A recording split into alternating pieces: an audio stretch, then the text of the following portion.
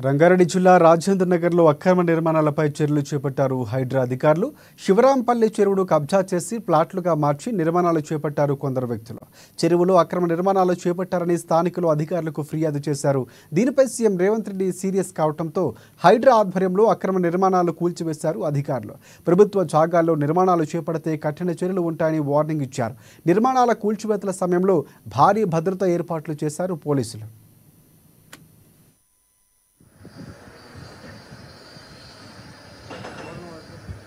గణేష్ ఇది